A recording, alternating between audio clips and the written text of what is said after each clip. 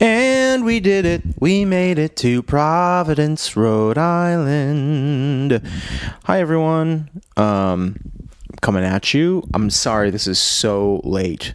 So we haven't had internet all morning. We were supposed to have internet at like 8 a.m. The window for the install was 8 to 10. It is now noon. It is noon on Wednesday. So this is all so late, but yesterday it was going to be impossible for anything to happen yesterday. It was just a bananas day.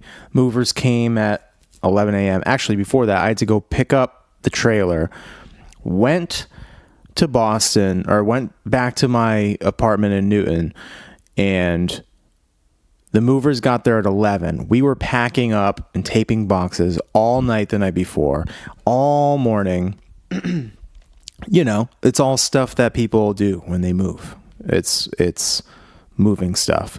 It might sound a little echoey in here because there is basically nothing in this new place, or it's not set up. There's nothing on the wall, so it might sound a little reflective. So I'm sorry about that.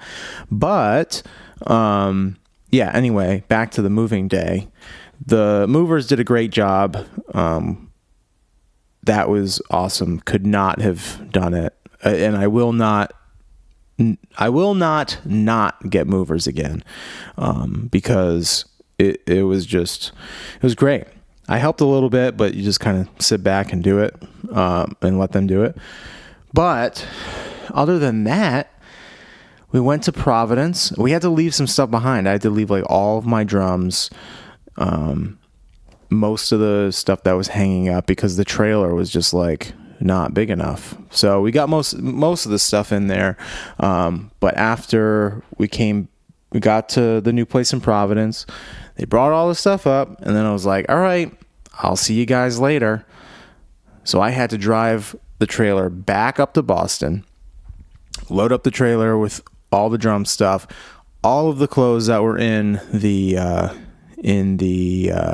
closets, put all that stuff in there, and then come back down. But I got held up because the landlord of my old place said that, you know, I had to clean stuff. We left some stuff in there, but it was like next to nothing. And when we moved into that place, the place was basically completely it was completely trashed. There was cat hair everywhere. We had to scrub. Everything was disgusting. He never hired like a cleaning crew or anything to come in between tenants, which is absolutely fucking ridiculous. When we moved into this new place, the place was absolutely spotless. All the walls were completely painted. It's beautiful in here. So that just goes to show you how apartments in Boston are run. It's just everything is at the expense of the tenant. So it was pretty ridiculous. But anyway, so came back up here, my whole family. Oh, I have to pause for a second. I'm back with a special guest. Just say hi. Hi. It's been a long day. Before I took a break, I was talking about the move and everything, and how we're in and all that good stuff. So I think we're just going to move along to the episode, because I need to get this out and I need to get this done. We have so much to do because the cable guy is finally done after, let's see, what time? He got here at 8:30. 4 hours later, we have The Office playing on Netflix. So, subscribe, rate, review the show, obviously, and also, oh my God, Creed's. We're watching the episode of The Office where it's Halloween and Creed dresses up like the Joker, and it's incredible. So remember to subscribe, rate, review, download, all that good stuff, and check out the Patreon page. www.patreon.com/afterthegig. See how you can support the show. And if you want to email in to the show, it's afterthegigpod@gmail.com. And that is it. Please enjoy part 2 of the episode with Chris Babbit. Chris Babbit. Enjoy.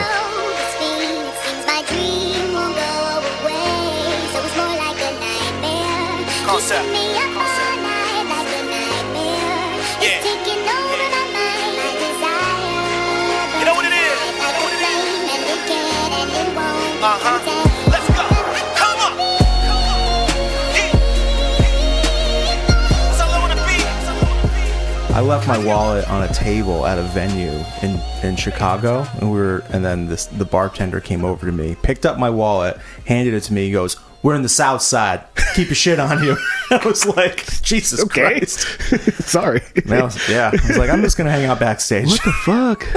Southside Chicago, baby. Well, it's cool when people they'll scare you into doing the right thing. It's like, he's stupid. Yeah, I'm sure he's seen some shit. I'm sure he has. You walk out. I can't even remember the name of the venue, but you walk out the door, and you're in the hood, man. Oh yeah. You're. I've been to many of those venues. Hell yeah. Dude. Are you still doing it? Are you still doing music doing music? right now? Hell yeah. I'm not. I've moved on to. I still write. I still record, but I've moved on to like writing for others. Okay. I'm heavy into engineering and producing now. Okay.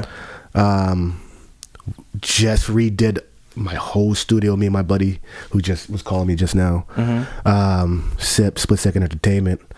We just like redid the whole studio, built the computer from scratch. Really? Like badass computer, fucking sick. We got the whole studio's lovely. Just a nice. Awesome. We built a vibe in there. Is this in Lynn? This is in Lynn. Mm-hmm. So we got a whole vibe in there where like this is like where I want to be creating music. Yeah. Which is great. It's a great place to be. Like all these weird ass lights and candles. It's like you go in there like I can create something in here and feel good about it. I remember when I set up my drum kit in my parents' basement. I put like all Christmas lights and stuff in it. Dude, it makes a big difference. Hell of a difference. Even this man. room, like I have the Philips Hue lights, the ones that change all the different colors. Yep. I want to put one of those up here. That's what we got all those. We got like the LED strip lights where Alexa, change the color to blue. Yeah. Or you'd be like, when you come in the studio, like, Alexa, turn it to Jesse's studio session, and it sets to your mood. Yeah. Which is fucking sick. Yeah. It's so nice when you like come in there and you have what you want, your lighting, and like we give Alexa a command, like we have this big ass TV that comes down from the ceiling, and it's just sexy, dude. Oh, dude. It's nice. Bring your girl in there, say, Alexa, turn on love making lights, and it all turns red. Baby making lights. Wow, wow, wow, wow. But and this is a full circle moment. This all started with a YouTube rabbit hole DIY. Really? Yeah. So you did it all yourself? We was just like fucking like we'll take cigarette breaks, like staring at the fucking YouTube, like how do we do this? Yeah. And let's do that. Oh, we can do that. Like, well, then you go in there, you're more proud of it. Yeah. You're like, oh, I did this. Way more proud of it. Yeah. It's a nice feeling. Yeah. And it's just like it kind of kept me into doing music because I was out of it for a while. Yeah. I was just like, fuck this shit. There's nothing happening. But you were performing all the time. I was performing all the time. I was helping like other musicians tour and shit like that. I was booking gigs and shit like that. So yeah, I was doing it all. But like I just somehow just stopped. Yeah. I mean, I haven't stopped writing. I stopped recording for like a year or two. Yeah. And but yeah, no, it's back into a place where I'm like, this is fucking awesome. Yeah, that's good. Excited again. To give yourself a break, like even if it's a year, and then you kind of be like, all right, yeah, I need to get back to it. Then you jump back into it with a fire. It's fucking great, dude. Dude, when I was with my old band, and then the old band broke up. Right. Man, I was working at Devlin's like full time. Yep. Fucking 5 nights. Was that before or after I met you? Was you in the old band? Probably at the same time. Same time. Or I don't know. I don't know. I think I knew you when I was still in my old band. Okay. I'm pretty Stockholm? Sure. Yeah, Love in Stockholm. Yeah. Because that band broke up in 2014. Okay. So we definitely knew each other by then. But I mean, I went to a few shows for sure. Yeah.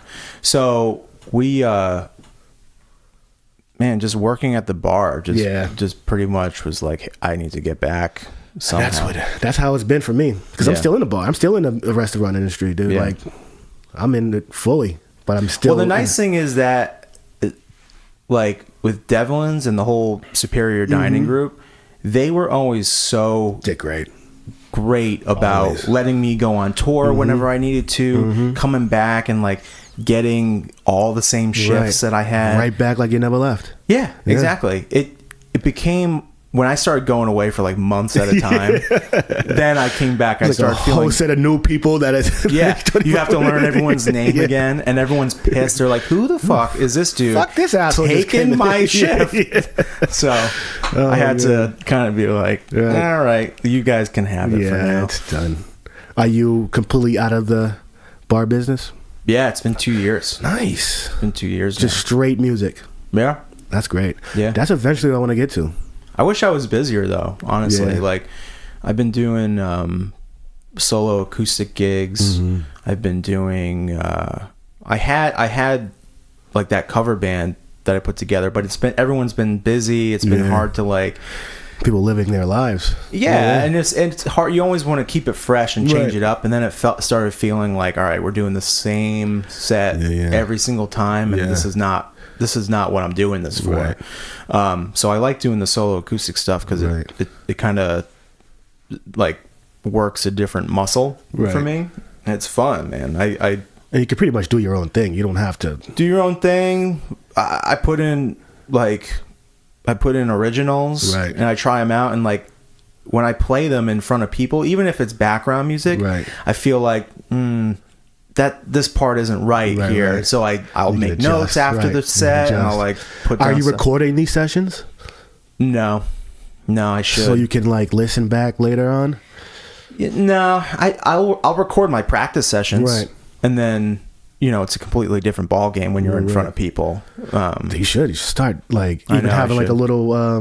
I have a Zoom recorder. Yeah, a little Zoom recorder somewhere you can just boom. Yeah, and just rock out later like because live when you're playing live and practicing is two different things. It's like you're in a fucking groove in a live show. You got adrenaline rushing. People are cheering you on, so you're like doing things you're normally not going to be doing in a practice. Right. So like even if you can tweak that a little bit. Yeah. I gotta start recording those. Actually, that's a good point. What kind of music are you doing these days? Well, the band Carbon Leaf that I'm in, it's like kind of alternative rock with a bit of like Irish Celtic influence to it, a little bit of Americana influence now with the newer stuff that we're working on, and then with Kellogg, who I haven't really been playing with as much.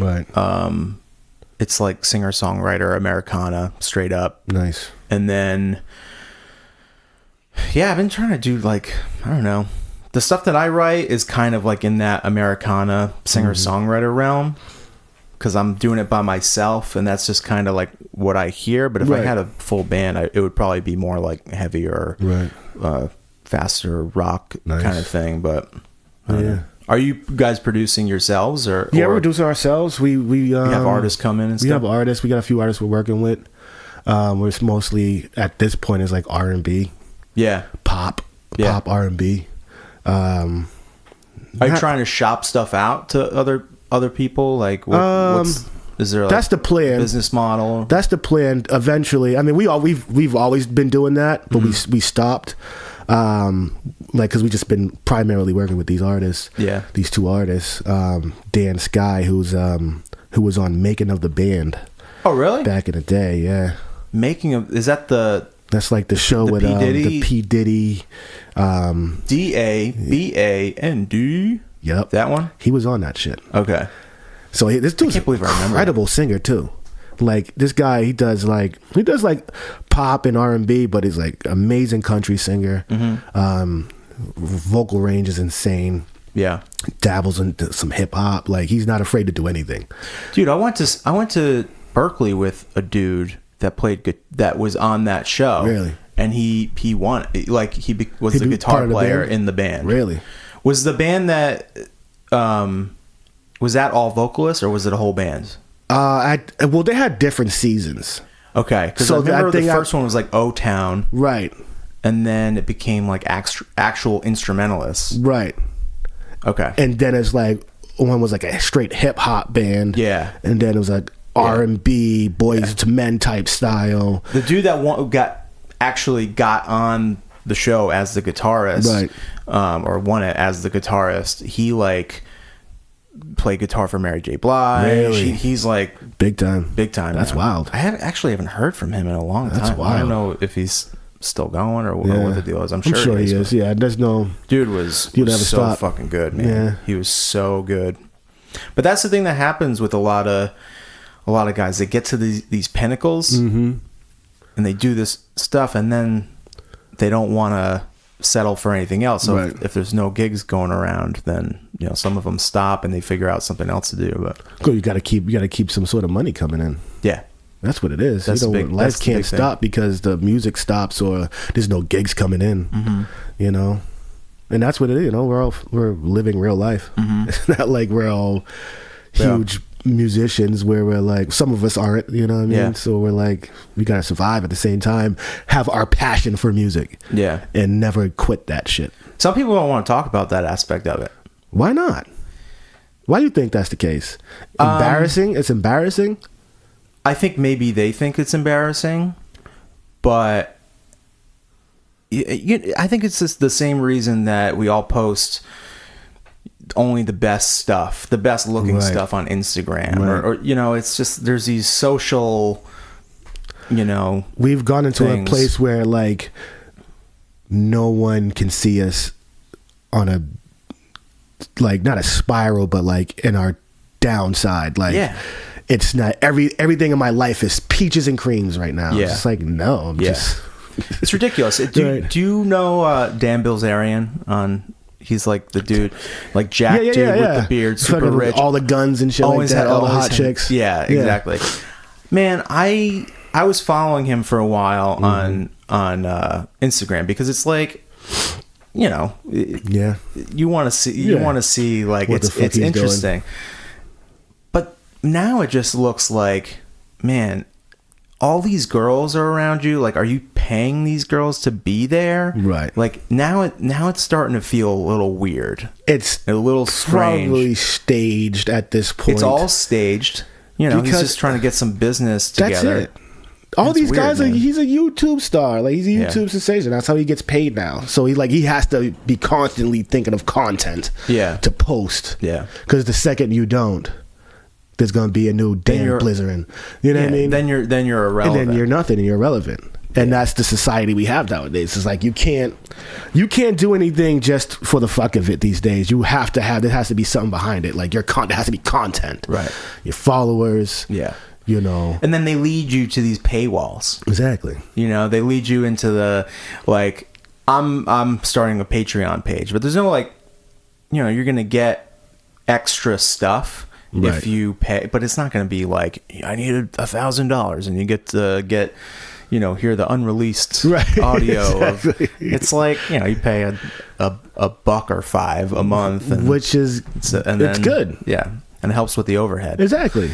But which is like something that you want to get paid for doing your content, of course, but like, how much time are you putting into the studio? Like, how often are you there working? I try to get there as much as it's literally down the street from my house, so I'm there maybe 4 or 5 nights a week. Oh, okay. So I'm there all the time. Do you treat it as if it's like a job? Yeah. And I treat it like it's my baby. Yeah. It's my friend's, he owns the studio, but I feel like it's more part of my life these days more than anything else. Dude, that's the best way to do it, man. Nobody wants to own the boat. You want to have the friend with the boat. Right. And just enjoy the ride. What I'm saying? And maybe help clean up once in a while. Yeah.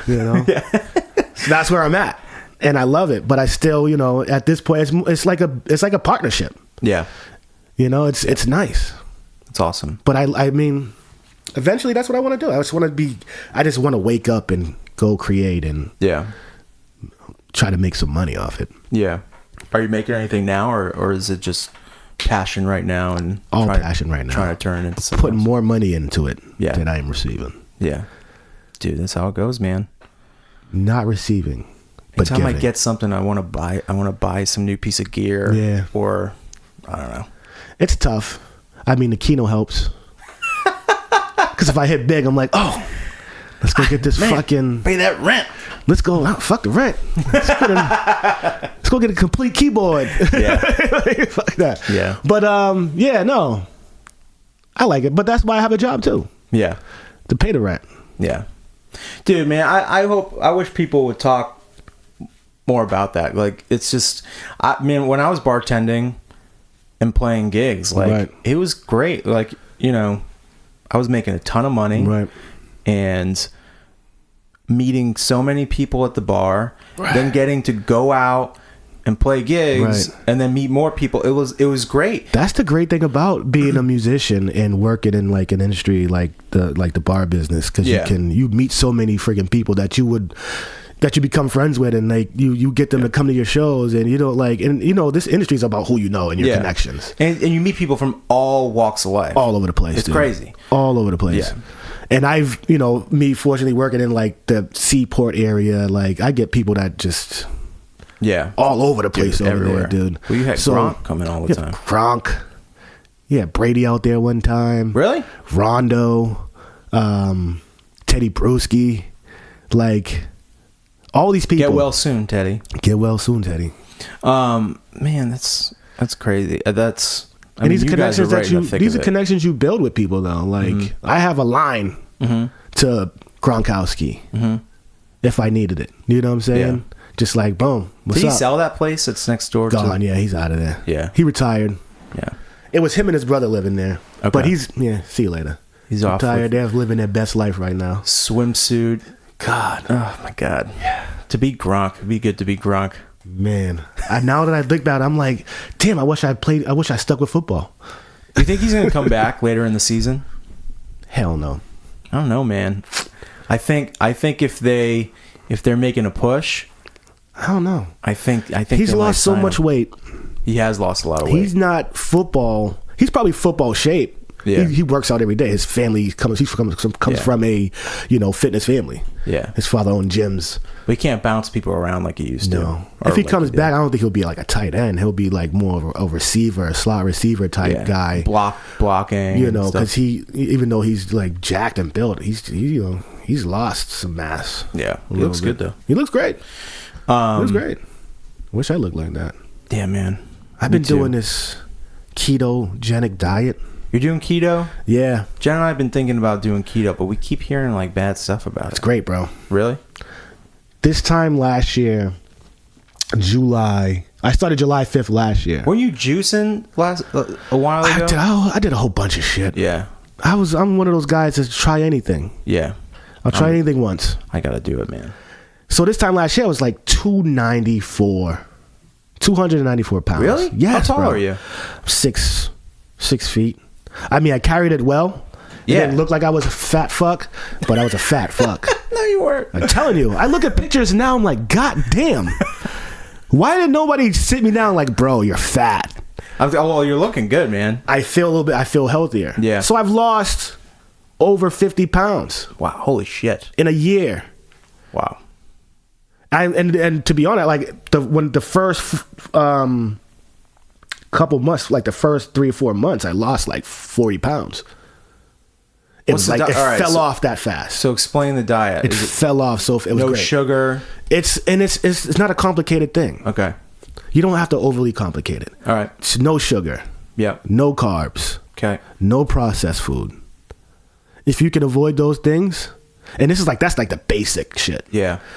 I'm giving you real basic shit, and you have to stay under like 23 grams of carbs a day. Okay. You can't eat over 23 grams of carbs a day. Yeah. So it's not like you're completely deprived of carbs. Is it sustainable? Do you feel fine? And you're like, this I feel is cool. great. I can just do this. I feel great. I can consistently do this. Yeah, I've been doing it for over a year. I mean, I fell off in the past month because I'm living my best life right now. It's the Yeah, okay. summertime. It's fucking barbecues and beer. Summertime. But it's sustainable, bro. I do intermittent fasting with it. Okay. And that helps you out. You got to understand, like, when you're eating, when you're eating and shit, people are eating like carbs, and it's like carbs are, breaking down into your body, saying that you're hungry constantly.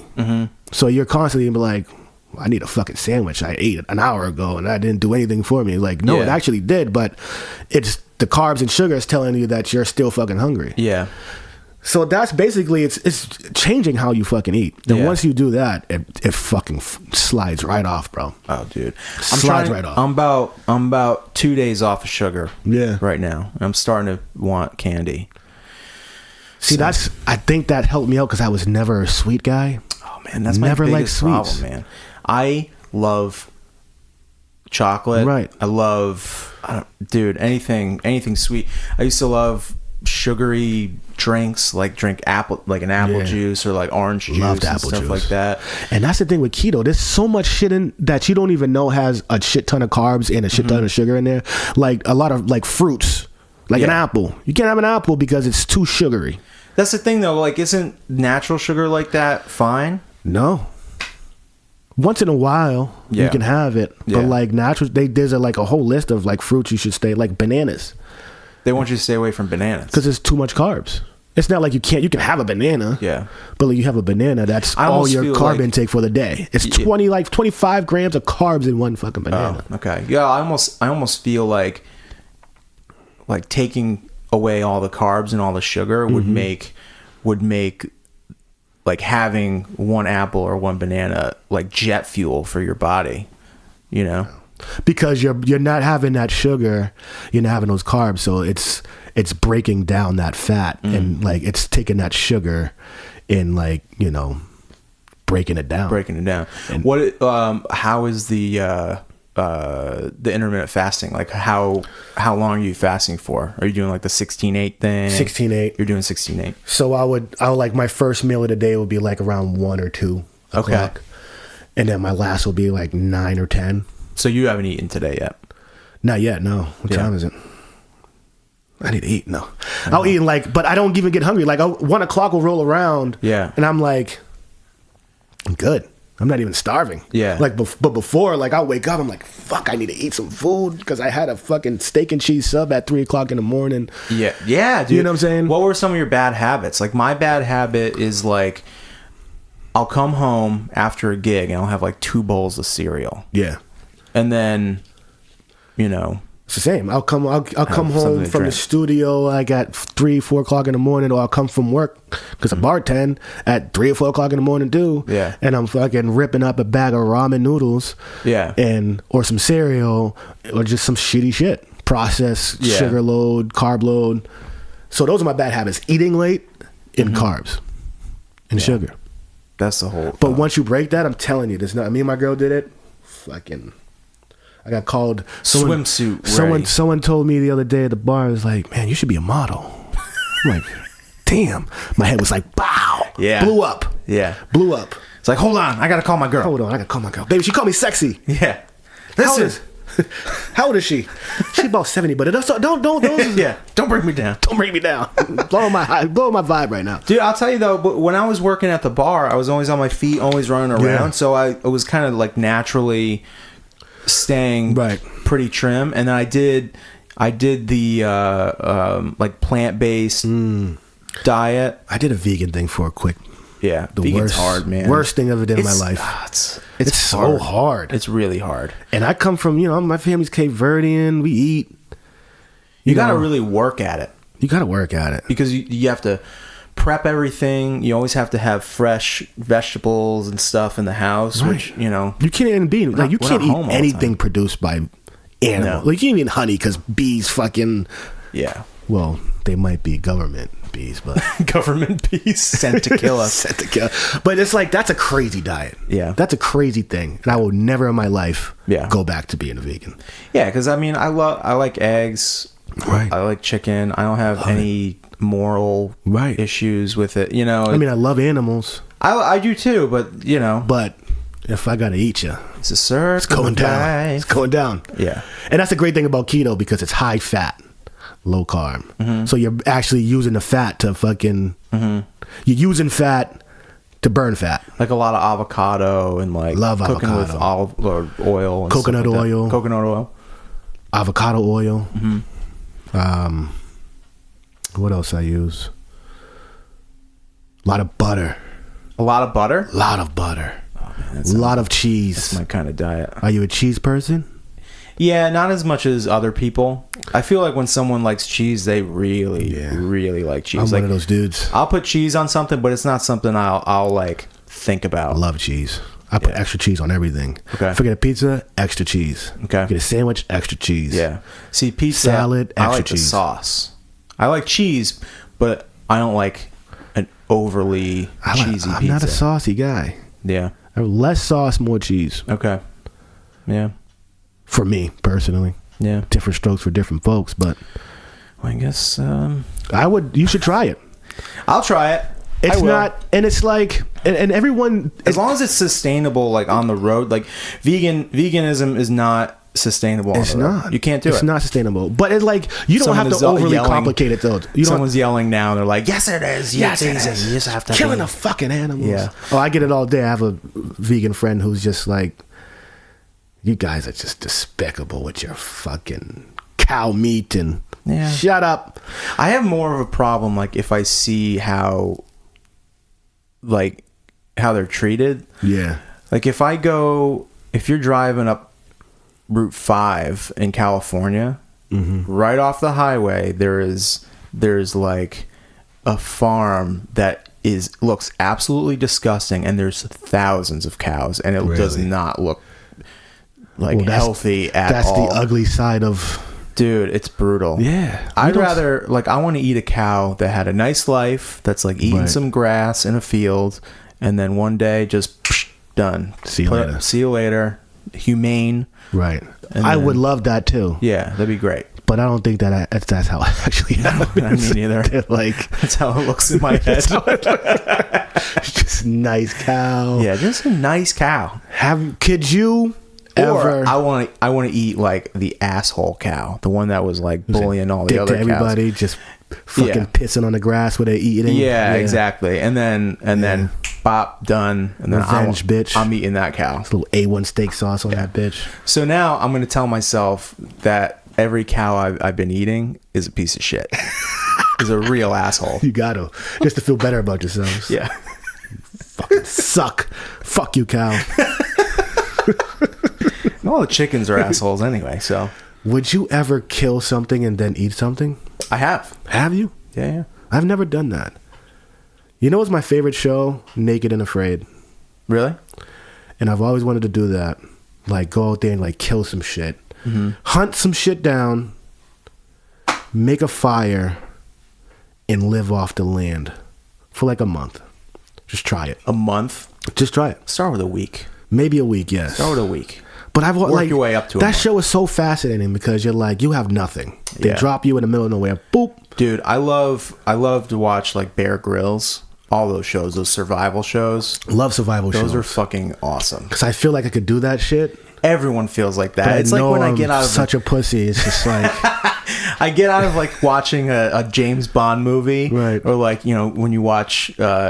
Did you ever see any of the Bourne films Oh, yeah. in the movie theater? Yeah. You watch that and you think like you're looking around like I could fucking do that. Like, fucking take that guy right now. take that dude out. Like, if anything went down in here, I'm your Got guy. this shit. I got Guy it. goes down in the movie theater. Yeah. Whoo! They don't want that of me today. Yeah, they're gonna just watch Jason Bourne. They're gonna be writing articles about me.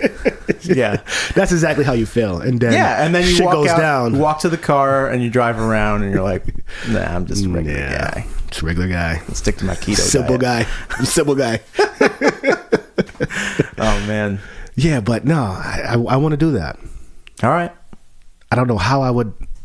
I think I'm just gonna go on like. You gotta buy new camping stuff because all your shit got stolen. I did the next day Did you? Well, because you still went camping. because I still had to go camping in fucking Vermont. Dude, that's the thing about the Tacoma.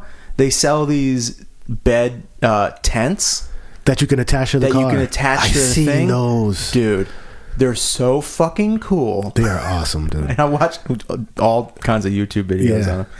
on them. Man, I want to get one of those, and I want to just go off-roading. I want to change the tires up. I want to do lift too. it. I want to do the same shit. There's a guy that lives near me who's he lives near the studio. He's like a Jeep, like a 2-door Jeep, fucking decked out, fucking big ass monster tires on there. He's like, yo, you need to come off road, and I'm like, I can't compete with you, dude. You got fucking, you could. You got these but he's like got these massive tires and shocks, and it's just like, your shit looks cool. And he has a Wrangler. Mine's just basic as fuck. Yeah, he has a Wrangler. Okay, so he like modded it out. Yeah, and it's just like when you pull up, it's like what's the comedy? Who's the fucking dude? Whatever his name is. He does a skit where he was like, you ever pull up to a Phantom and like a Chrysler 300? It's like, he's like, no, you're in a Chrysler 300 and you pull up to a Phantom and realize your shit's not a Chrysler 300. Like, not a Phantom. It's a Chrysler 300 because they look very similar. Yeah. That's how I feel when I pull up to like Jeeps that are fucking sick. All modded out. Modded out, monster tires, fucking lights on the top. I'm just like... Dude, that's how I feel with my truck. When I bought it, I was like, oh, this is so badass. And then you go to someone else that has a souped up Tacoma, and you're like, man, I'm such a fucking jerk. Sucks, man. Like, this sucks. It's so much cooler than mine. So much cooler. Got the doors off. Yeah, like, I'm just like, this is even like you can swap out like the grills and put cooler grills in. You can change the bumper to put a winch in the bumper. Like that's another one of those fantasies where you're like, oh man, I'm gonna be the guy that has all this, that's gonna be able to tow people out of the snow, which I could do. I could do that with but how often are you gonna use that? Never. Shit? That's what I'm saying. Never. Maybe in Boston, if someone's stuck, be like, you might have a better chance of Boston of fucking wenching somebody. Yeah. Wench. So wench. That's a weird ass word. Yeah. Wench. I think it's winch. Winch. And a wench is like an old school like. To wrench around and give me some of that water. That's what your grandmother. That's my grandmother. Yeah. Wench around there. Wench around there. Wench around there and give me some water. Other than that, I've been watching like YouTube videos. Yeah. I've been getting into like Jen and I are thinking about buying a house. Mm-hmm. So I've been watching all the YouTube videos. Like there's this one in particular. I can't remember his name. He does all these like we did no sugar for a month, and here's what happened. Right. We what else? What else did he do? Like we exercised every day, right. And he does all these videos. He's funny, exactly, stuff like that. Yeah. It's him and his wife, and they did one on buying houses, really, and they did all this research, and like I'm thinking maybe it's not such a good idea. Buying a house, but yeah, they're doing a lot of like renting versus buying, and the costs where were they living? They were living. I don't think it said where they lived. I think that has a major part to do with it. Location, for sure. Yeah, Boston's ridiculous. It's crazy. Yeah, we can't buy a house. Renting, buying. Yeah. See you later. Yeah. If we're gonna stay here, it's renting. Right. But even renting's out of control. Yeah. It's silly now. It's silly. Mm-hmm. Like astronomically. Ridiculous. I just don't know who's living in all of these luxury apartments that they're building downtown. I don't know. And in the Fenway area. Like, and who lives in these places? It's not even downtown. I live in North Shore. Yeah. Like, they just built this new place in, like... So, when's the last time you've been on Revere Beach? Oh, it's been a while. They have all these fucking crazy-ass condos now right on the strip. Really? Ridiculously nice condos. Mm. And they're, like, the size of this room. Okay. For one apartment. Yeah. That's like $3,500. In Revere. Which is right there at the beach. It's like a tea station. It's right near the nice, beach, but like some beaches aren't all made like other beaches, man. Like, Revere is probably the shittiest beach in Massachusetts. Dude, I've seen some shit at Revere Beach. Me too. Like just fucking dirty people. Dirty.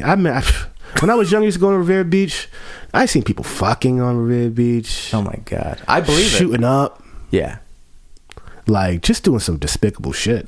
Like it's just like because last time that we went, I remember Jen and I went to.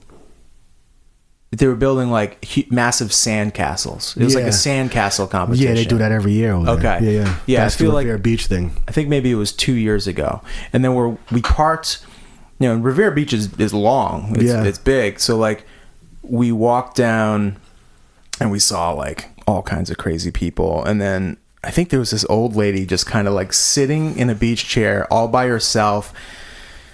in a revealing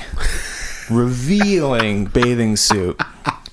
But there's almost like marshes on one side, so she's like sitting in a nasty. It was really strange. So just all by herself, and we kept walking, and then it got kind of nice. Right. You know, when you get down by where they do the competition, and everything. There's like all food trucks and stuff set up, which was pretty cool. When they have like events like that, it's nice. Yeah, they're like shooting a movie out there right now. Like, really? Ryan Reynolds is out there. Really? So it's a pain in the dick, like driving from Lynn to Boston. Oh man, because they like have the fucking shit blocked off. Yeah, every day. That sucks. They were filming a movie right around the corner here. I don't know. I think Chris Evans really was in it, but they were doing a scene with just extras crossing the street. Oh yeah, and it was a pain in the ass. It's a pain in the ass. That happened in Lynn when they was shooting Black Mask. No, it's not Black Mass. Never saw it. With the Whitey Bulger, the Whitey Bulger movie. Is it Black Mass? I think it's called Black Mass. Okay, with what the fuck is his name?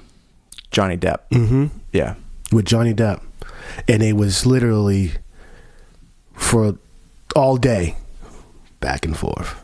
People walking, cars driving, reversing back, driving up. I'm like, how many fucking shoots do you need to take? Yeah, well, half the time, like, they do rehearsals, which take forever. Yeah.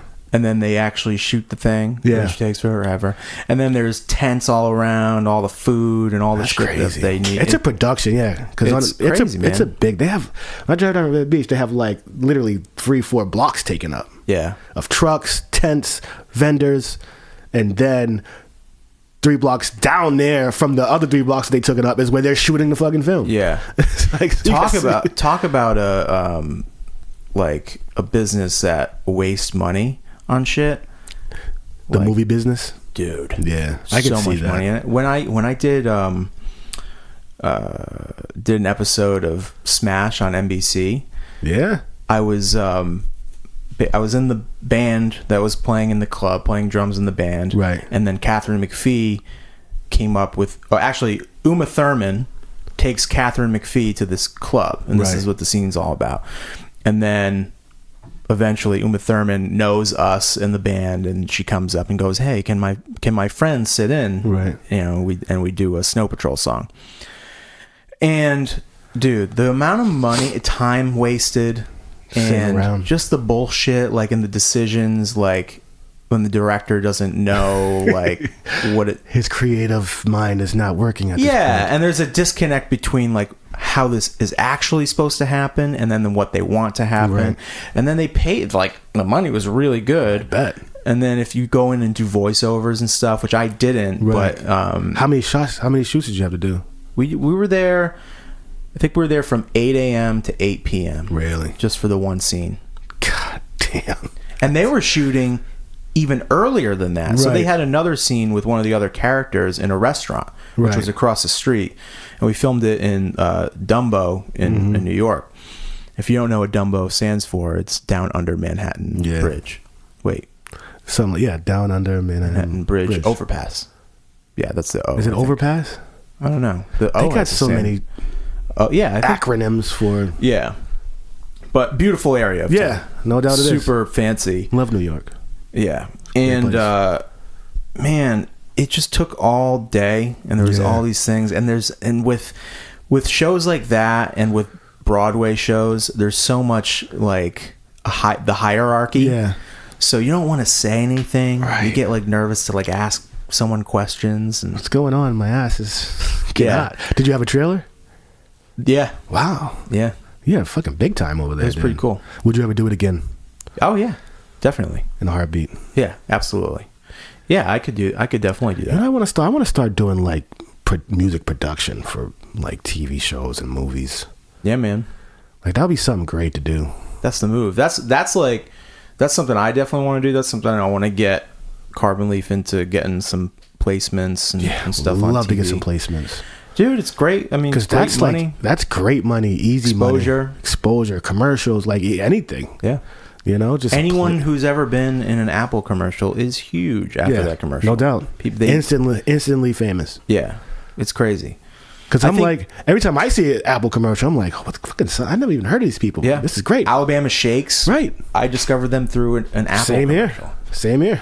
That's how I discovered Alabama Shakes. They're incredible. And then after that commercial happened, they blew up. They're in every fucking I loved them. festival. That's like my top 5 Pandora stations.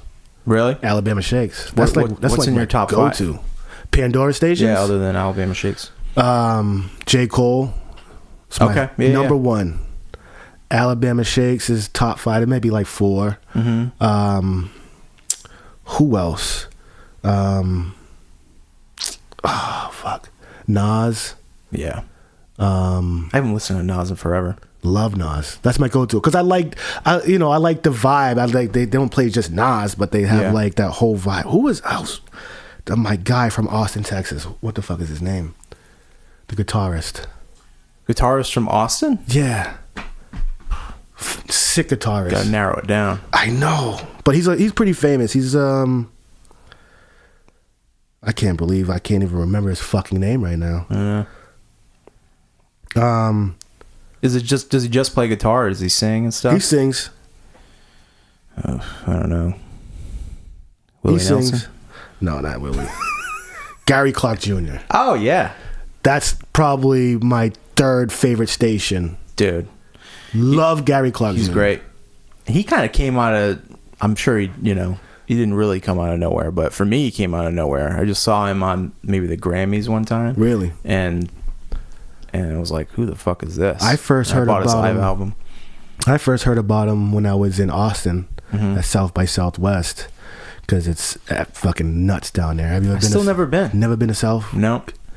I recommend every artist, musician, singer, songwriter, fucking tap dancer. If you are into music at any level, go down to Austin, Texas. Yeah.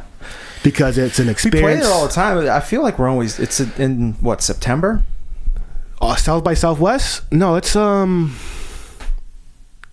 maybe November. Okay, it's later. Yeah, I feel like we're always touring or something around. I think it's November when it's happening, and we never play it. Like I wish we would play it. I played it one time. Yeah, it was fucking great. And it's like the great thing about South by Southwest, it's just all different types of genres, from jazz to hip hop, rock, pop, whatever. Yeah, everything. You can skip back and forth to the whole strip on 6th Street is just music venues. It happens on 6th Street. It happens on 6th Street, and they just have, and then like the little side streets, blocks away from whatever. So, but like that whole 6th Street, something else on a weekend, something else, bro. Jesus, God, it's ridiculous. It is ridiculous. And imagine how it is during South by Southwest. Yeah, it's just complete nuts, and it's like there's celebrities walking by, musicians, and they're just like walking enjoying around. the vibe. Which is, I've never seen an experience like that. Like just regular, like these famous ass people just walking out. No, because I mean, well, South by is like, crazy prestigious thing to do. Like, and so is Austin. Austin is one of those places where it's incredible. Music just like fucking Nashville. Yeah, never been to Nashville, but like you never been to Nashville. Never been to Nashville, but I can imagine like Nashville is the same kind of vibe as Austin. Yeah. You know what I'm saying? Yeah. Musically. It's just a little more of like, obviously it's a little bit more of a country thing, but it's still, you can still get into it. Like I've never been super into country, but or like rockabilly or whatever, bluegrass. But man, I went to Roberts on Broadway in Nashville, and dude, those just the talent, just walking up and down the street. You hear the music. It's the same like 6th Street. You're walking down, you hear all the bands and stuff. But man, you could see anybody in there in Nashville at one time. It's so fucking cool. I love that. Great. I never had an experience like that before in my life until I went to Austin, and I've been a lot of places.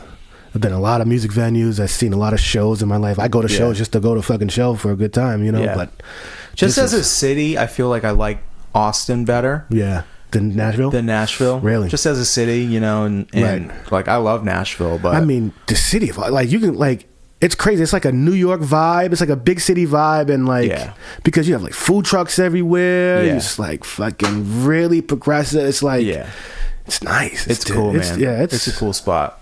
I'll be both places. I'll be in Nashville in September. I think Austin towards the end of September. So I always look forward to going there and out west. Because I've been getting into the country a lot lately. Really? My girl loves country. What kind of country? Like the newer stuff. Okay. Not like the bluegrassy. I can't take that shit. Yeah. I like the more poppy. Like Jason Aldean kind of stuff. Okay. Dan and Shay's my shit. Okay. Like I like like Florida Georgia line. Okay. Like I love that type of stuff. I like Florida Georgia line. I do. I love that kind of country, and I like Darius Rucker's my shit. Yeah. So I love but I never really understood country until my girl was like, "Listen to this fucking shit." Yeah, dude, it's fun, man. It's like it is. Even the shows, the tailgating, right? It's just like it's a fun experience. It's a party. They're always about a party, man. I've always wanted to go to Country Fest at Me too. At Gillette. I've never been. I would love to go. I heard it's a shit show over there though. Yeah. But it's a good time. It's a good time. Dude, doing anything at Gillette. Like I can't go to you're in the parking lot for 4 hours after a game. What do you think about that? It's crazy. They're supposed to have a concert there that was supposed to be like last week. It was like the ultimate block party, they called it. Okay. And they canceled it because the promoters said they couldn't promise everything that was supposed to happen at this concert. So like a little fire festival situation. And that's everyone's saying that's like, oh, this could have been a fire fest. Because they had like all these big artists like Billie Eilish and fucking. Oh. They had a lineup. And they was like, they're supposed to be like the world's largest go-kart racing and bouncy house. Like they was going crazy. Like, okay. At Gillette. Pump the brakes. So like a week before the fucking before the show, they was like, it's canceled. Dude, that could totally be a thing though. Like say if you had a bunch of smaller artists, you want to do a festival at Gillette, instead of having like Country Fest in the stadium where it's, giant artists. I feel it's the same guy. What's his who that does the Country Fest? Yeah, he's like the main act. Again, someone's screaming into the stereo. Yeah, I don't know. Oh, man, I'm in the country, not in the country that Jason, much. I don't know. It could be Jason Aldean. It could be who's the guys that sing the Zach Brown? No, it's not Zach Brown. It's like one guy. Either way, they have the whole Patriot Place. You could have this festival where people walk around Patriot Place. You have little stages set up outside that are like people performing. People are performing. Wow. You have street performers, and then you have, maybe you don't have just the one big stage in Gillette. Right. You have one on one side, one on the other side, and people like they can bounce. When one's playing on this side, then they're setting up for the other act on the other stage on the other side, and you would miss out. You would lose a lot of seating on the upper seats. But do they have people sitting up on upper seats, or is this all like a failed? I think so. Okay, this is just an idea. You know what that sounds like? It sounds like, you ever been to like the Boston Calling? Yeah. They have this similar setup, similar situation. It's at Harvard now. That's the thing. I've walked around in the North End when it used to be downtown. I've actually never had a ticket to go, but I've walked around. I went last year, seen Eminem. Oh, dude. Holy shit. He's out of control. That's like one of those, there's only a few artists like I will drop everything to go see, and he's one of those. And what's that new song he has out with I don't know his name, but there's a video and Chris D'Elia like plays him, and then the guy that plays Squints from Sandlot plays the other guy. Logic? Yeah. Yes, I don't know the name. I forgot the name of the song. But I'll check it out. Dope song. Dude, I had that on repeat. I didn't know they had a video. Yeah, dude, the video is crazy. Great. Because you know what Chris D'Elia is? Yeah. He made a video of like making fun of Eminem. Right, he was like trying to perform it, like trying to do like freestyles. Yeah, exactly. And it was amazing. Yeah. And then at the end of the video, Eminem stops the song. He's wearing a wig and a fake beard, and he's in a car, and he's actually he has Chris D'Elia's audio playing in the car, and he's mimicking it. Holy shit. And he gets it. He nails it. Really? It's incredible. Yeah, I've seen a few of his videos like that. Dude, video is so good. I hope videos come back, man. They need to. There's some real good ones out right now. There's not real good there's ones. not like a dedicated, like, you can go on YouTube, and I've been down to YouTube music video rabbit hole as well, just looking up random ass videos, but like TV, there's like no real, or I don't know. Well, I guess YouTube is the outlet. It used to be Palladia, now it's MTV Live. Yeah. And then I don't know, they're probably ruining that channel now too. I wouldn't doubt it. But dude, like, YouTube has a music section, right? And you can seek out whatever you want. Well, that's where I primarily watch music videos. Yeah, and I go on like Tidal, because Tidal has like a little music video section. Okay. On their little platform, but I mainly go on YouTube to watch music videos. Yeah, that's how I watch music videos. Yeah, that's how you got to do it. And with like smart TVs and stuff now, it makes it so easy, dude. YouTube on my TV, I never had a smart TV before. Right.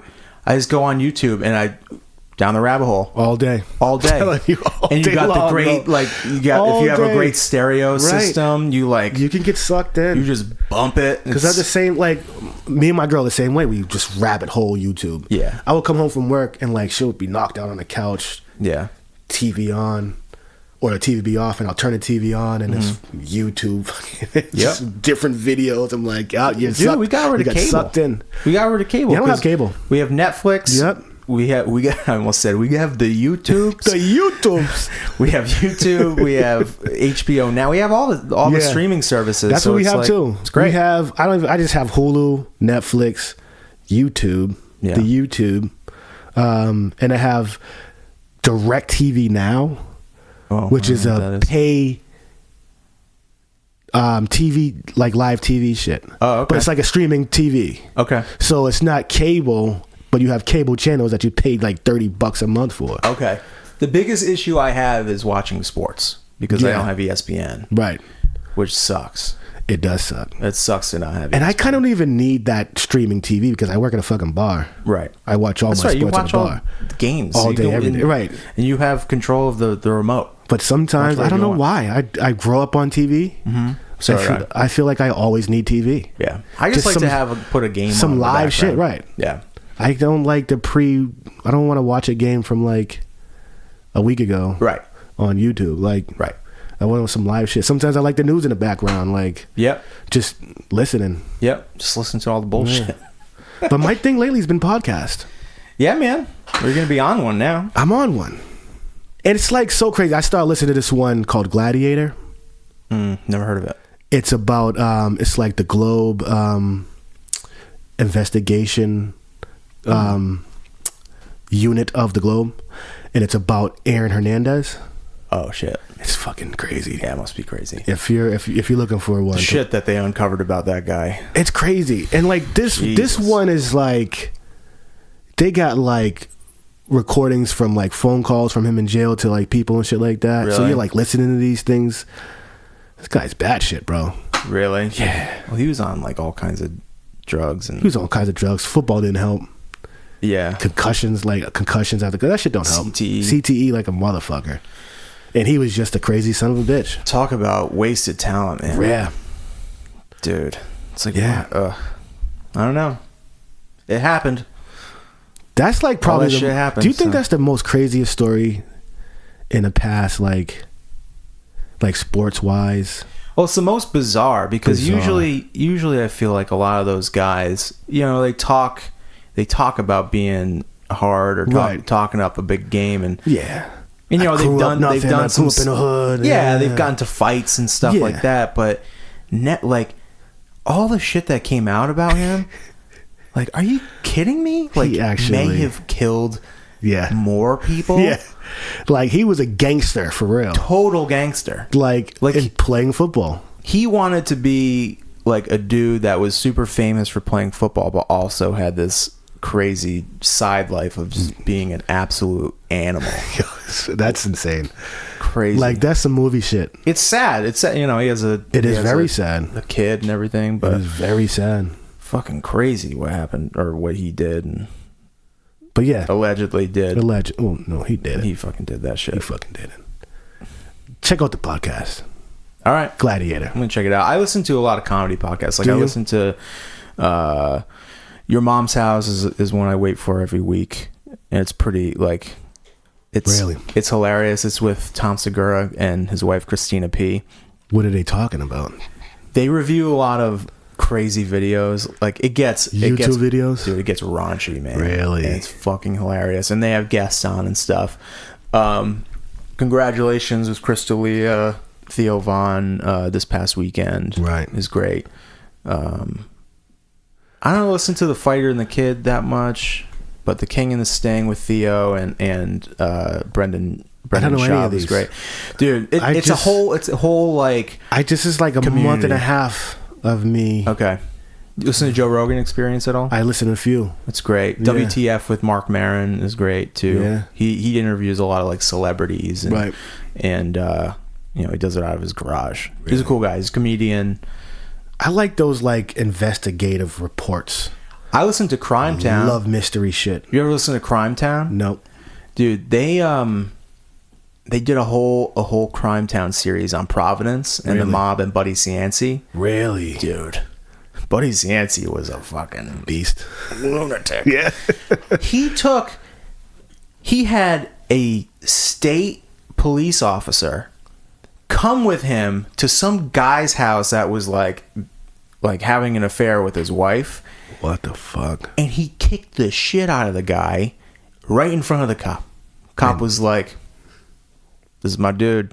You done? You ready to go?" Yeah. It's like, whenever you're ready, sir. That's fucking insane. Crazy, man. He was into some stuff. I mean, cleaned up the city. Yeah. Made Providence a pretty great place. Fucking Providence kudos. is awesome, man. I love Providence, man. It's come a long way in the last, I don't know, 10, 15 years, probably even longer than that. But, man, I love going there. Like I said, Jen and I are thinking about moving there. So, I don't know. I feel like everyone's moving up to fucking Rhode Island.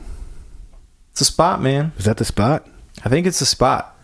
I think it's becoming the spot. Really? Yeah. Because, I mean, it's got colleges. Yeah. It's always had diversity. Yep. It's, great restaurants. A lot of really nice restaurants are moving into there. It's a walkable city. Right. It's they got nice stuff going on. A lot of white collar crime going on too. A lot of white collar crime, I bet. But it's like, Dude, I grew up playing drums with DJs in the clubs around there. Really? In Providence? Mm-hmm. Wow. Yeah. There's a club called Fish Company that was right on the water. And man, it was grimy. It was a grimy spot. I should do shows up there in Providence. It was like a grime. It was like, what was it? Something not Border Cafe. Something cafe. But they had a 6-stage, but like, it was like we was talking earlier, like you walk outside and it's like, damn. Yeah. This is grimy. Yeah. Oh yeah. It was one of those. It might have been the place, there's a club called Hot Club. Right. And there used to be a music venue above it. I don't know if it's still there, but I used to play there a lot. But I think they had like a lot of like hip hop and R&B shows and stuff there too. But, man, I forget. Oh, what was I saying? Those clubs, like playing drums at them. It would be like a million Pauly D's walking around. Oh yeah, 100%. A lot of Ed Hardy t-shirts. So this must have been around what, 2000 and 07, 08. Yeah. Around that time. Remember those times.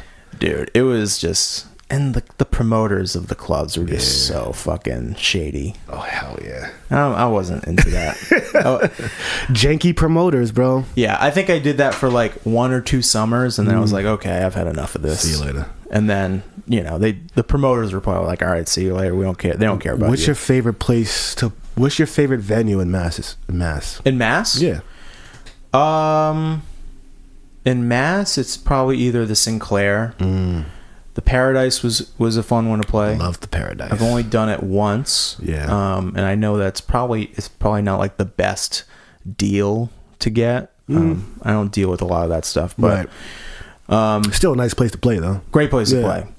And I just like playing in those neighborhoods too, man. Like when Bright Music Hall was Harper's Ferry. Oh my god. It was so fun, man. And even Bright Music Hall is super nice now. I've been to Bright Music Hall once. Harper's Ferry dozens of times. Yeah. Love. That used to be the hang. Old Harper's Ferry, man. That used to be the hang. I've been to Harper's Ferry like maybe 2 or 3 times. Yeah. That place is sick. Yeah. Do they still have like the pool tables in the back there? Yeah. It's pretty much the same. It's nicer now, but it's corporate now. Right. So Yeah. It's like Live Nation? Yeah. Yeah. Yeah. Good for them. Yeah, they took over. Yeah. But I Paradise think, Rock Club is Live Nation too, though. I believe. Yeah, they both. So like, if you're gonna compare it to sports, like Bright Music Hall is the AAA venue, okay, and then Paradise would be the major leagues, right. And then Great Scott was always fun to play. Great Scott, yeah. So I guess I don't have like any one. That's the first time I've seen you perform at Great Scott. Yeah. You was at Love in Stockholm. Yeah, must have been. I think that I'm pretty sure that was the first time I seen you, like in like a band setting. Yeah. Dude, we used to pack that place out. Yeah, that place used to be It was fun. Yeah, I performed a few times. I would hate to live above that place. Oh my god, dude, fuck that. But yeah, that area over there definitely great for music for sure. Yeah. Have you been to the Sonia in Central Square? Next to that used to be TT the Bears. Yeah, not yet. Sonia now. I hear great stuff about it. I have too. I hear that it's like super nice. But do you know what the capacity there is at all? What's Middle East downstairs? Downstairs is like 300-400 people. I think it might be bigger than that. I think it might be like 5 to 7. So it's Sonia's probably about 300 people. Okay, because it's TT the Bears. I forgot what that used to be. It was small. Yeah. But I think they might have opened it up a bit more. I think they did, yeah. So maybe about a couple hundred people. All right. Which is not bad. Dude, those are the best. Like, I've played, places as big as, like, Xfinity Center and places as small as Great Scott. Hell yeah. that, like, 3 to 500 capacity is like the sweet spot. Yeah. Theaters with like 3,000 people in it feels really nice and it's cool, but it's more nerve-wracking. Not more nerve-wracking. There's just an element of disconnectedness. Yeah. Because if you're wearing like in-ear monitors, it just feels you're playing just kind of to the stage. Yeah. And you don't really see the audience. I can see that. It's just this big void in front of you. Right.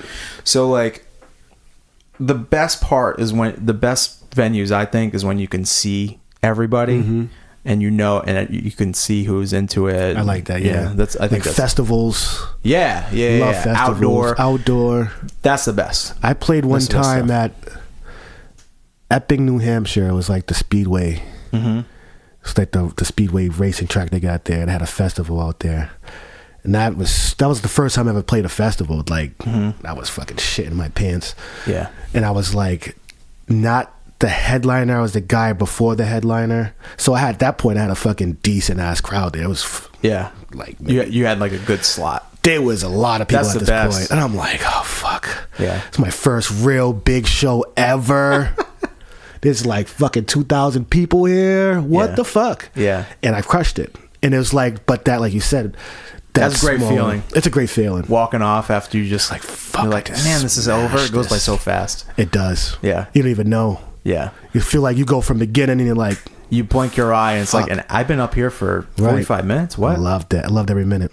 Yeah, it's great. And that's what really got me into like, oh, I really do need to do more of this. Yeah. Like this is the feeling I love. Yeah. Crushing a show, semi-big shows, and getting paid.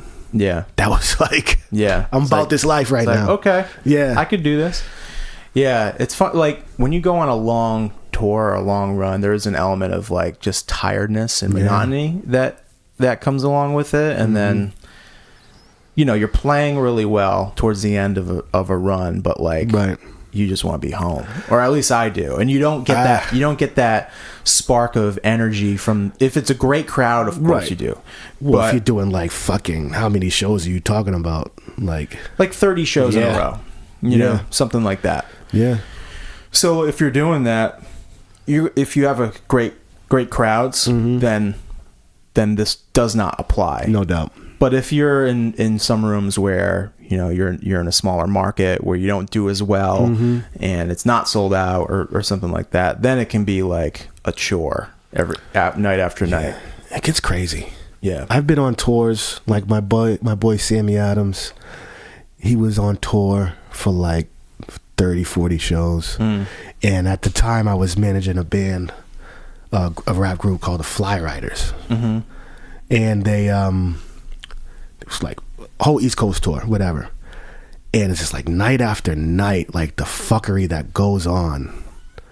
Like, I don't know how tours you've been on, but the tours I've been on is just like complete chaos. Really? And this is like 2010. What kind of just like partying? Just partying. Yeah.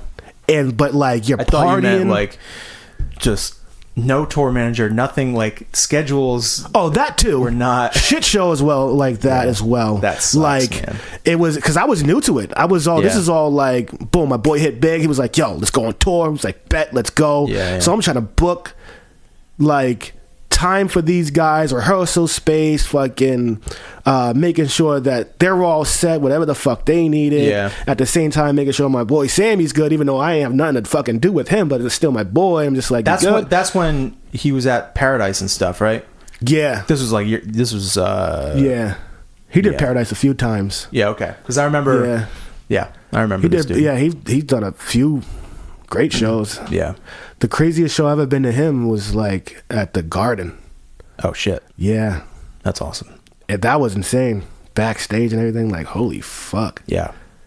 Damn, this is insane. Yeah. That's cool, man. That was like my first like you made it. I really want to do like those kinds of stadium shows. Do like either stadiums or arenas.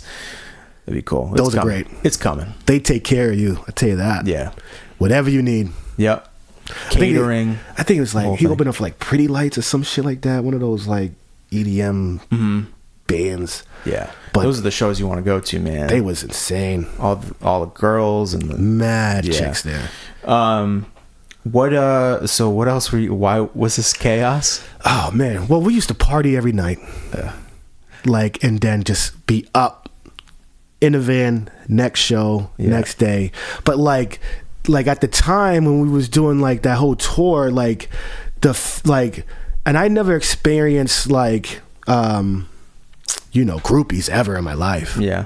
And it was the first time I ever experienced it. Yeah. Like seeing it full fledged. Yeah. And they like, when you experience these things for the first time, you're like, what the fuck is that? I didn't know this is a real fucking thing. They'll do like anything to get backstage to meet the fucking guy. Crazy. And and I was just like, this is wild. I'm fucking drunk. I'm high. I'm what the fuck is going on? Yeah. So it's like that mixed with like anxiety of actually doing a fucking show is just insane. So when I say it was like crazy, like we used to be on a tour bus and it'll be a fucking line of chicks just trying to come in, and you have a guy at this time, it's like 2010, 2011, like checking these girls' IDs and shit like that, because you just never know nowadays. Right. Yeah. So he would literally be there at the fucking door bus of the tour bus. The tour bus door. What am I talking about? the door bus. The door bus. The tour bus door. I had to think about that. I'm like, what did I just say? And it's just like making sure that like these underage girls don't come in, right? Or they're having fake IDs, right? Or it was just like was just not trying to get me too'd at all. It was just like, it's hard to really explain like how like shit went down. It was just like, what the fuck? Yeah. I didn't know like this is like what really happens. Like they will literally do anything, say anything, just to get a backstage experience. It's crazy, man. It's crazy. And I was just like, God damn, man, I don't know if I could do this every fucking night. And we did it for like a month and a half, 2 months. Like every night. And I was like, fuck. Yeah. That's the fun part, of being on a tour like that. Yeah. But you got to have some kind of discipline. When you're out there. I mean, you got to perform every night. I'm always the first one to bed. Really? After a show, always. Yeah, I used to stay up late, but if I just stay up, man, I'm gonna end up drinking too much. I'm gonna feel like crap in the morning. That was my problem. And then I'm gonna with the Crohn's disease and stuff, like it's gonna flare up, and then I'm gonna have problems for like weeks. Yeah, I just can't do that anymore. Yeah, I mean, probably now I'm on the same page. I probably can't. Yeah, but then this is. Yeah, good for like a couple 8 nights. years ago. You know what I mean? Shit. Maybe not a month and a half. I was ready to fucking go. Like, let's do this. Yeah. What? Yeah. But yeah, now, fuck no, I couldn't do that. Yeah. No way. I didn't even think about doing that. Yeah. Well, it's man. Anything else? We've been 2 hours. 2 hours? 2 hours. Get the fuck out of here. Yeah, no, man. I've been, trying to get to the music. That's what I'm trying to get back to. Yeah. Keep doing it, man. Yeah. It's hard. It's hard. I feel like a very common thing with a lot of these conversations is like people get out of music just because they're like, this isn't sustainable, or I can't make a life doing it, or they have a lot of social pressure and things just aren't happening the way that they think it should. Well, I'm waiting for my fuck this moment. Yeah. You know what I'm talking about? Yeah, you go into the bar and someone's being a complete douchebag and you're like, fuck this. Fuck this. Yeah. I haven't had that moment yet where I'm just like, fuck this. I had that at that once. I'm out. I had it like 3 or 4 I'm never times. coming back. Yeah. Well, that definitive moment where it's just like, fuck this. Yeah. I'm going all in. I can't do this anymore. Yeah. Where it's just like, where the fuck am I doing? What am I doing? Fuck this asshole in front of me talking shit. Just like, I can't take it anymore. Yeah. I haven't had that moment yet, and I can't wait. Yeah. Dude, when that's the problem. Like, if you're going into work, expect, like, going through your head and, like, how am I going to react to a douchebag that talks to me today? Yeah. You're not in the right frame of mind to be, in the beginning. Yeah. You're starting in a very wrong point. That was me for months. Right. Towards the end of bartending, because you get one person going in and they just talk down to you, or they say something like, they really treat you like the help, and gets you really aggy. Yeah, and it's like, man, and then you start giving it a little attitude back, and then I think that's where I am now. It escalates. Yeah, I'm there now. When you're not afraid to give someone like a customer attitude. Not at all these days. It happened last night. I was working last night. Yeah. What happened last night? What happened?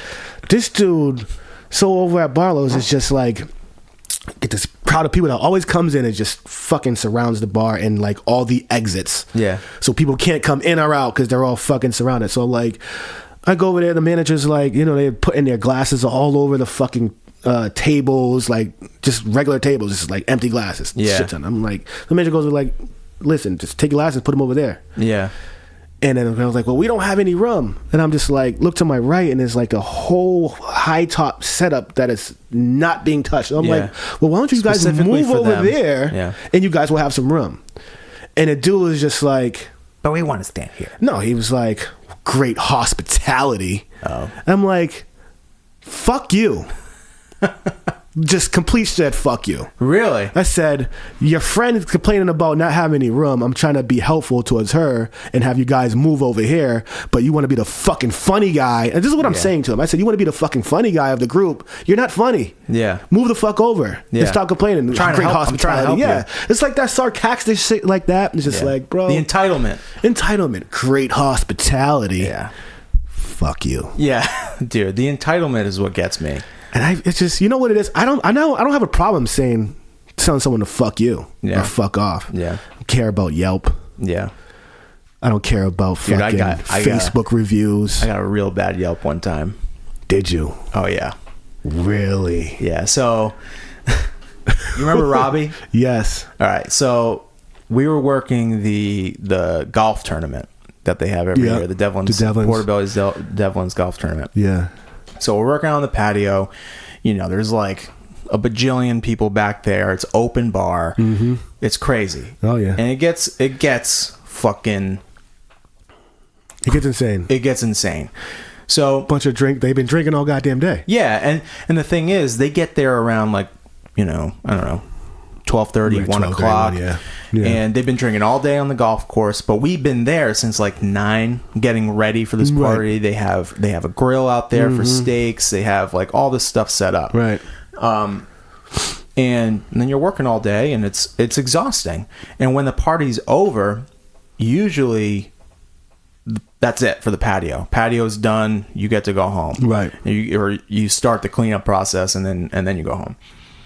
And this is the one thing I never liked about that place, is that like it felt like greediness to open the patio up to regular customers, but they weren't thinking about the employees that like just busted their fucking asses getting it together. And then they didn't want to give us paychecks. Really?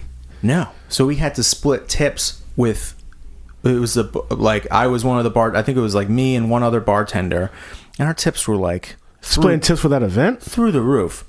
For the golf tournament? Yeah. Because that's an open bar thing, right? They're not paying for those shit. But we had to split evenly with the servers, the 3 other servers that are out there. So I ended up like walking with like $150 worth. That's that. And it for all of this work, right? It was ridiculous. That you've been there since 9 o'clock setting up. Yeah, and like, fuck you. And the year before that, I made like $500-600 or something like that just to work on the event. So I go into it expecting to make no fucking at doubt least that. Some bank real and it was quick, even busier, and I was organizing the whole fucking thing. Right. So Robbie is one of the servers, and after they clear everything, it's still a fucking mess. The area where the waterfall is in the corner, like there's usually a table over there. It's not there. It's a mess and whatever. So this family comes in to sit out on the thing, and Robbie's taking care of them. So they're sitting on the other side of the patio.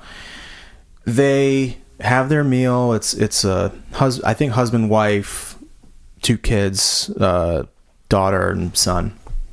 So they're hanging out, they're doing their thing. They leave, or they go to leave. Robbie comes over to me and he's like, dude, they left me $1 on 98. So a $1 tip on a $98 fuck out bill. Of here. So I was like, and we are at the fuck you moment. Like we are at the I don't give a fuck phase, because we were already disappointed that we had to open up the patio again and serve a whole new set of people after we all thought we were going home. Right. And that's just not fucking cool. No. I grab the bill and I go down the alleyway to go after him. Not go after him, but like to confront him. Go confront them. Right. And I say to him, I'm like, hey, I just wanted to make sure everything was okay with your. I was being very professional about it. It didn't happen to me, so I didn't want him to do it because I knew he would have been like, "What the fuck is your problem?" Yeah. So I go up to him, say, "Hey, was everything okay with the service? Is there anything wrong? I noticed that you left $1 on a $98 tab." Right. And usually you're not really supposed to do that. Yeah. But I asked them what was up with their service. I wanted to make sure everything was cool. For sure. So the girl, the daughter, puts her shoulders back and chimes up. She's like, well, I work in the service industry. Oh my. Real quick. I hate when people say that shit. Or not even service industry. When they say, I work in the industry, when they say that, I'm like, dude, get fuck you over yourself. Right. Fuck you, bro. Yeah. Yeah. So she says this, and I'm like, okay, so you understand what you just did and what you just did to the server. And they were like, oh, he just seemed like he was really tired, and we couldn't get our favorite table by the waterfall because there was a grill over there, and there was no linens on the tables, which there never are on a patio. The fuck? Never. Why would there be linens outside? Anywhere? Have you ever seen linens on a patio table? This is a wedding? You think we're at a wedding right now? Get the fuck out of here. So all these ridiculous things, and I was like, okay, all right. I was just trying to shut it down. I was like, fine. Enjoy your night. And I took the thing back, gave it to Robbie. Robbie rips the $1 bill out of my hand, runs down the patio, down the alley to where their car is parked. Really? Throws the dollar at them and says, "Sorry if I was tired." And then turns around and walks away. I fucking love that. Dude, it was like the biggest justice moment, like social justice moment I had ever... Standing up for your peoples. Dude, it was awesome. It was awesome. Yes. We were just all so fed up and so tired. We had made barely any money. Doubt. It was incredible, man. And then they wrote this really long Yelp review. And I got called into the restaurant the next day, Robbie and I, and they're like, "What the fuck happened?" And I explained them the whole story. I was like, "Listen, if you gotta fire me, do it, because do it right now. This is fucking fucked up." And they weren't gonna fire. I was like the head bartender. No doubt. They were never gonna fire me anyway. So what they did was Shamey contacted these people and said, "Hey, come in for brunch. We'll take care of it. We'll set you up. We'll give you free brunch, get you by your favorite table, whatever." So they come in, and I'm bartending at the patio bar, and they walk by. I'm just giving them the dirtiest stare down. They sit down. They basically were the biggest pieces of shit during this brunch. They ordered whatever the fuck they wanted to order. Got it all comped. They made their server cry because they were so rude to her. Are you shitting me? Not at all. And they walked out without tipping again. Shamey went to them and said, "Wait, I don't want to ever fucking see you in this establishment ever again. God. And I want you to take your Yelp review down." So they had the Yelp review taken down or something, because I went on and looked at this person's Yelp reviews. Not one single positive one. It's all negative everywhere. All negative, and it was all completely unreasonable. Because they're using that as a tool to go get fucking free dinner, or like that's what they do. They're just pieces of shit. Yeah, they're not happy. Yeah, not good people at all. And then is it a family? It was a family. Jesus Christ. Yeah, and the person that wrote the Yelp reviews was the father, right? The older man. But dude, that's what happens, man. It's crazy. That's ruined the industry. It's terrible. It's terrible, quote unquote. But after that, I definitely wasn't afraid to give people like a little bit of you can't a tood. You can't. Yeah, you got to be like, man, I'm working a shitty ass job. Yeah. For not that it's much not that money. shitty. It's not that shitty. But like, you have shitty days. Yes. And the moments where you have shitty days, it's just like, man, I'm not in for your shit right now. Yeah. They're not all the time, but I'm on the same page as you. Like, that's the nice thing about being a bartender, though. I feel like server can't get away. You can get away with a lot more. I feel the same way as a bartender, because like you can shoot the shit, you can talk about the game, you can kind of give little sarcastic jabs every now and then. And then when you want to cut someone the fuck off, you can cut someone the fuck off. You're done. Fuck you. Yeah. And they never. That happened to me like a month ago. This is a really quick, funny story. I wasn't even bartending. I was bartending. It was a day shift, a quick day shift. I was filling in for somebody. And this guy comes in. I had a regular, he's like a good friend that I grew up with. I didn't grow up with, I grew up with his brother, but he came in. He was having lunch, whatever. He worked down the street. This other guy comes walking in. Didn't think he was fucked up at all, whatever. They start shooting the shit, chatting. It's like, let me get a beer and a shot. Boom, gave him a beer and a shot. Like, 10 minutes later, he starts spewing some real ridiculous shit. Just like, he didn't even understand what he's saying. It's nonsense. And I'm like, are you all right? Yeah. He's like, yeah, no. I'm like, who are you talking to? My boy left. At this point, my boy's gone. Yeah. He's like talking to the chair. And now, I probably should have not gave him another shot. You did. But he asked for another shot. I was like, all right, here, take the fucking shot. And who am I? Who am I to deny you, bro? Yeah. I've been there. But why shit you not? He was sitting there talking to the chair like this. Oh, man. Like, going in. I'm just like, all right, you're really done, bro. Yeah. You're done. So he's like, all right, yeah, whatever. Like, gets up, falls off the chair. Boom, right on the floor. I go around, try to pick his heavy ass up. He's like, not even trying to help. He's like, put all his body weight into me, like, oh, thank you, Chris. You're fucking great. Thank you so much. And like, I pick him up, pick the chair up, kicks the chair over, smashes right on my foot. I'm like, what the fuck, bro? Like, what the fuck? So I finally get him outside. He's like touching my face. Chris, you're the fucking best. And I'm just like, oh, don't touch my face. I hate that. Yeah. I hate that. Don't touch my fucking face. So I get him outside. He's like hugging me and all this other shit. I sit him down on the steps. I run back inside real quick to call him a cab. From the time I leave him on the steps to come inside, he somehow gets up, falls face first into the street, bro. Oh. Smack. The manager's at this point like looking out on the window, seeing if he's good. He's like, Chris, he's down. Boom. Run outside and fucking pick him up. He's leaking blood on his face, his back of his head, his fucking fingers and shit like that. And he's still trying to touch me with bloody finger. I said, if you touch me, I'm gonna knock you out. Yeah. You're bleeding at this point. Don't touch me. I'm trying to sit him up. He's like getting up and hug me. Chris, you're fucking great. You're amazing. Boom, boom, boom. One of the chefs comes outside, and this is the funniest shit of the whole story. She's like, everything all right? I'm like, yeah. He looks at the dude. He's like, you look like a fucking cop. Are you a cop? He's like, the guy that's bleeding said that to the chef? Yeah, he was like, you look like a... He's like, where you from? He's like, New Jersey. He's like, what a shitty place to be from. I'm just like, this guy has no fucking filter, bro. Oh, he's my just God. like, he was like, and he's like, the whole time he was like out there, he keeps calling the chef out. He's like, sorry, officer.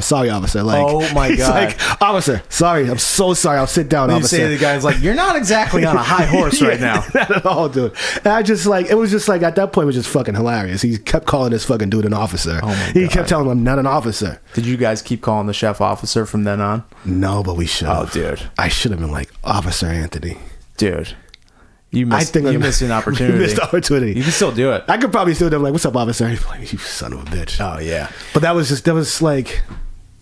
Dude, I've had so much shit like that happen at the bar. Like, you can have a whole... I could write a book. You can have a podcast of... Dude, that should be... After your shift. Yeah, after the shift. After the shift. Oh, I'll have a whole series. After the shift. After the gig, after the shift. Because you have both sides. After the shits. After the shits. That'd be my Crohn's disease podcast. You know what I'm saying? My buddy that I do the fucking who I work with the studio with, he has Crohn's. Really? Yeah. Dude, cronies. He was actually just in the hospital. Really? He had a bad episode. Do you ever have like bad flares? Yeah, oh yeah. He's like, I've been hospitalized through 3 or 4 times. I've never, besides you, he's the only person I know with Crohn's. And he's like, we in studio sessions, we're doing shit, we're working on the studio, we're making beats, writing songs. Yeah. And he'll just like, he can't even stand up sometimes. Really? Bro, like that bad. Yeah.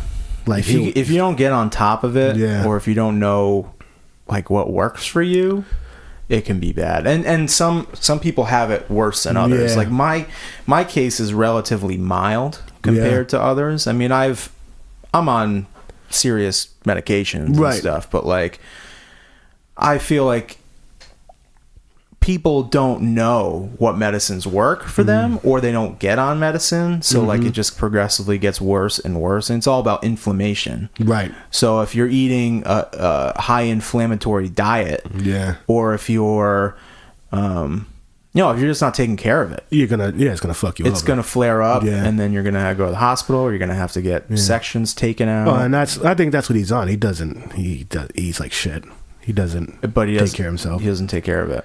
He's like he's not a big guy, but like he doesn't like eat the right shit. I mean, I guess he was on like, what's it called, prednisone or whatever the fuck it's called. Oh, see, yeah, it's a steroid. Steroid. And then you can't take that long term. No, but it's just like it helps you out. It helps. It's an incredibly helpful drug, like for a month at the most, but it'll make you crazy, dude. I bet. Out of curiosity, is he white or black? He's white. He's white. Okay. It's actually kind of rare for black people to have Crohn's disease. Yeah. I don't know if the statistics have changed over the years. Right. But that's what I've heard from some doctors. I mean, I'm sure there's black people with Crohn's. There is. Yeah, there definitely is. I don't know. It's just like statistically, certain races. Men or female? I feel like it's higher in females. Really? It's either there's a difference. Like if you have like IBS, as opposed to Crohn's, or as opposed to like colitis, right? Certain people are more likely to get some other things. So it's hereditary, but it also is Crohn's hereditary? Yeah, really. But it also has to do. There's not like a ton of data, right? They don't know like everything about it, so there's no which like is crazy. concrete answer. Which is kind of crazy. Yeah, I feel like it has a lot to do with your environment and the different like bacteria that you're exposed to as a kid, or think stress has anything to do with it?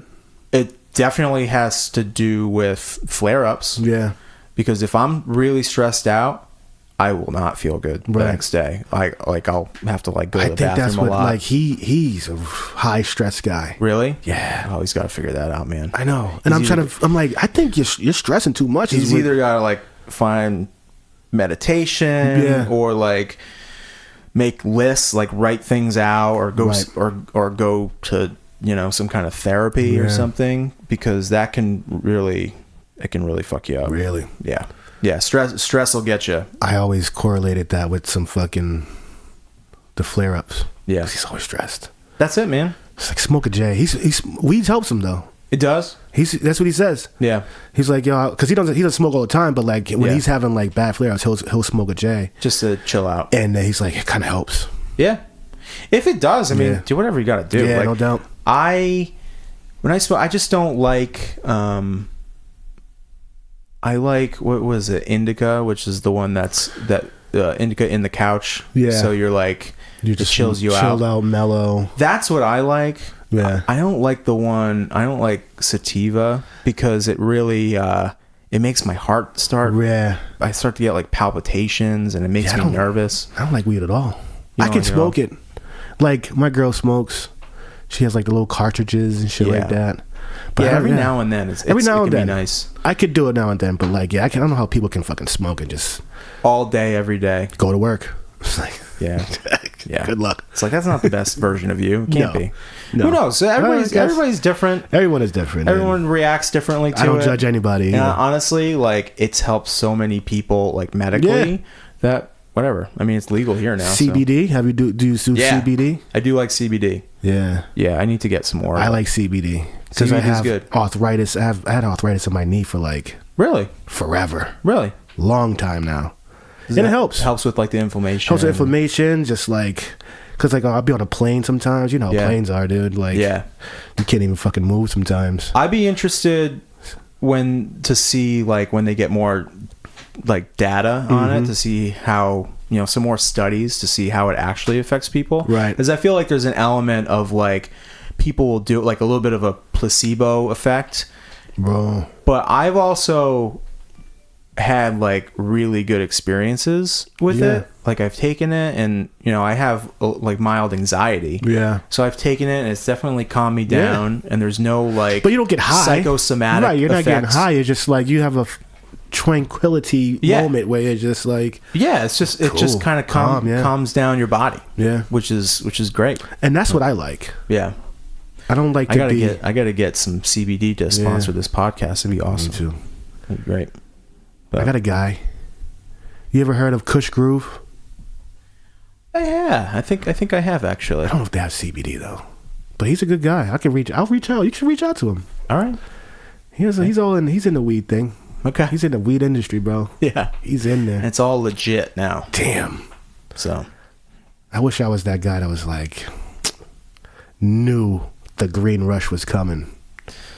And like done something like, had a shop like this dude. He had this shop for like 10 years now. You ever drive down, like where Route 9 meets Brookline Ave? Yes.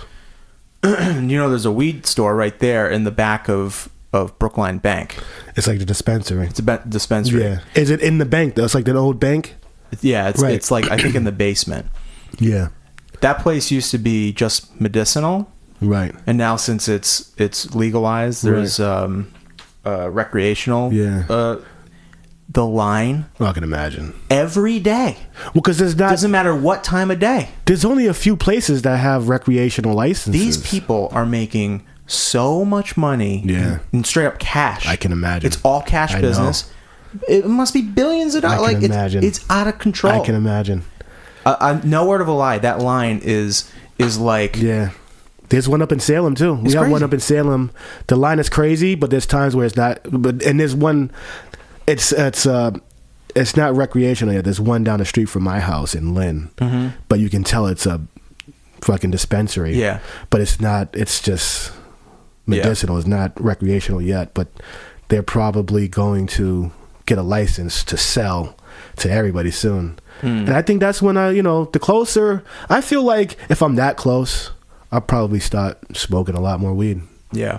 Because it's right there. The thing is, you would, like, off the bat probably. Right. Because you'd probably get a bunch and have it. Yeah. And then be like, oh, I'm going to do this. That's kind of what happened to me. Really? And then now I barely do it. I'm like, okay, I know how it affects me. And I don't love it. So. Same. So it's just one of those things. Yeah. But, dude, I think we should wrap this up. Yes, sir. I have to get to a meeting at 2. Hell yeah, bro. So appreciate it. Thanks for having me, man. This was really fun. This is awesome. It was like shooting a shit with you, man. Yeah, man. It's like a regular ass conversation. It's been great. And it's nice because, like, I haven't seen you in forever. It's been a while. It's been a couple years.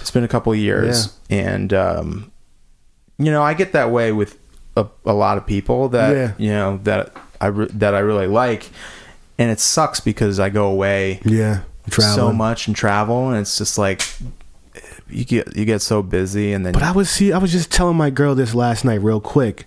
Like, it's strange that you said that. Like, I can not talk to you for a year or 2 or 3, but I can, call you, text you about it the blue, and it's just like it's right nothing. Back. It's right back. And that goes with like a certain type of person. Yeah.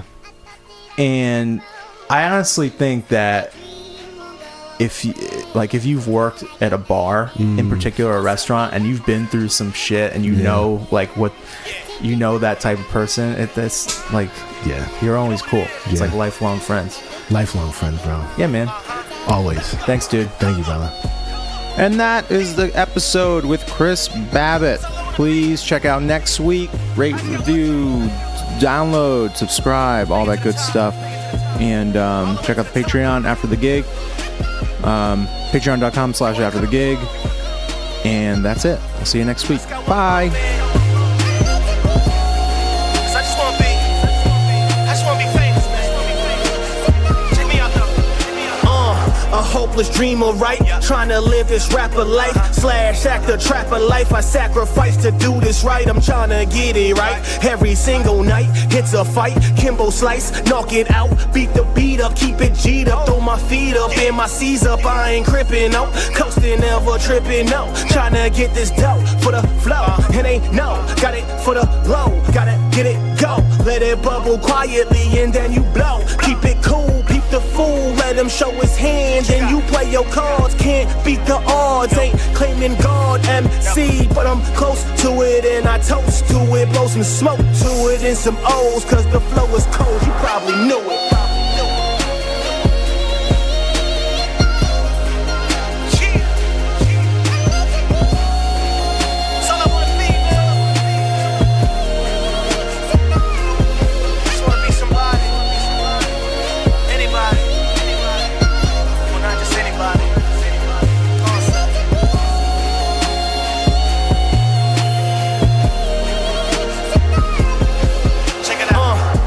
I'm trapping, money stacking my way in. Got no time for you hating, ass dudes debating whether my shit is blazing. Hot man, I'm Satan. Yeah, the city's mine, all mine for the taking. Nah, you can't forsake him. Clap, homie, and thank him. Rank him top 10 and praise him. Nothing short of amazing, huh? That's in my own eyes, man. And them eyes don't lie, man. Them eyes don't lie, man. The time do fly, but I'm in due time, and my flow sublime. Gotta listen close. Pass the rock, I'm in a low post. Slam dunk on mofo. Still motherfucker po-po. Cause your nigga moving slow, no. Snow blower, so I move fast. On the dash, on the pick up, I'm weave, cause they wanna blast on a nigga. Hands up, stand up. Tryna be the man, but I'm getting jammed up.